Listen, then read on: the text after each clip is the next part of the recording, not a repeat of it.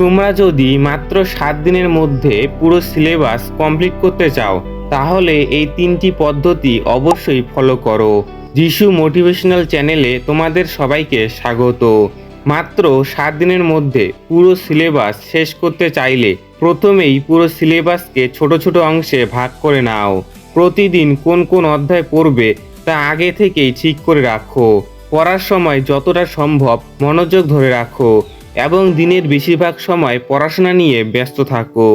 একটানা অনেকক্ষণ না পড়ে প্রতি 50 থেকে 60 মিনিট পড়ার পর 10 মিনিট বিশ্রাম নাও। এতে মনোযোগ ও মনে রাখার ক্ষমতা দুটোই অনেক বৃদ্ধি পাবে। সবচেয়ে গুরুত্বপূর্ণ বিষয় হলো মনের ভয় দূর করতে হবে, কারণ ভয় নিয়ে পড়তে বসলে পড়া ঠিকভাবে মনে থাকে না। তাই নিজের উপর আত্মবিশ্বাস রাখো এবং নিজেকে বলো আমি অবশ্যই পারবো। আরেকটি বড় ভুল আমরা প্রায়ই করি, কোনো একটি বিষয় খুব ভালোভাবে পড়তে গিয়ে এত বেশি সময় দিয়ে ফেলি যে বাকি বিষয়গুলো পড়ার সুযোগই থাকে না। তাই প্রতিটি বিষয়ের জন্য নির্দিষ্ট সময় ভাগ করে রাখো। এতে দিনে 3 থেকে 4টি বিষয় সহজেই শেষ করা সম্ভব হবে। নাম্বার 1, শুধু গুরুত্বপূর্ণ অংশগুলো পড়ো। তোমাদের যে সিলেবাস রয়েছে তার শুধুমাত্র 20% জায়গা থেকে পরীক্ষায় 80% কোশ্চেন আসে।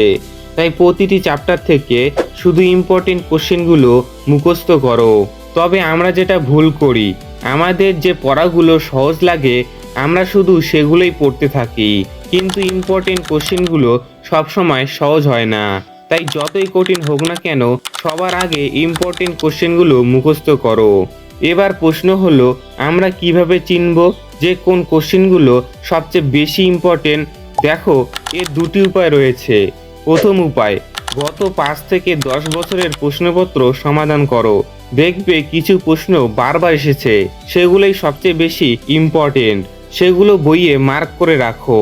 দ্বিতীয় উপায়, ইউটিউবে তোমার ক্লাস ও বিষয়ের নাম লিখে পাশে লিখো ইম্পর্টেন্ট কোশ্চেন এবং সার্চ করো, তাহলেই বুঝতে পারবে কোন কোশ্চেনগুলো বেশি ইম্পর্টেন্ট।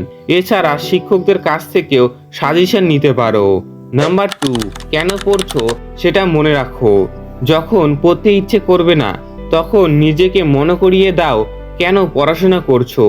হয়তো নিজের স্বপ্ন পূরণ করার জন্য, ভালো রেজাল্ট করার জন্য, অথবা মা বাবার মুখে হাসি ফোটানোর জন্য।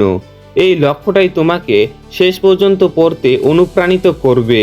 নাম্বার 3, তোমাদের প্ল্যানিং করে পড়াশোনা করতে হবে।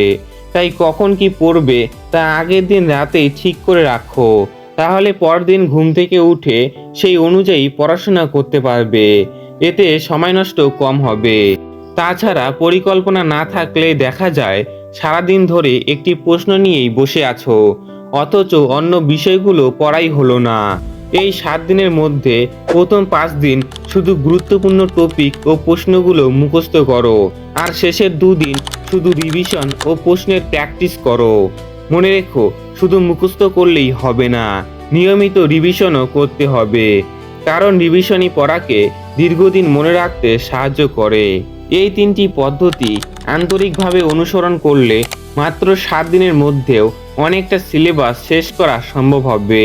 তাই আজ থেকেই পরিকল্পনা শুরু করো, আত্মবিশ্বাস রাখো ও ধারাবাহিকতাভাবে পড়াশোনা চালিয়ে যাও।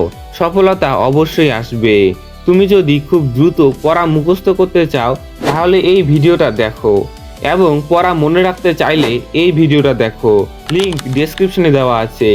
আর ভিডিওটা ভালো লাগলে অবশ্যই সাবস্ক্রাইব করে দিও।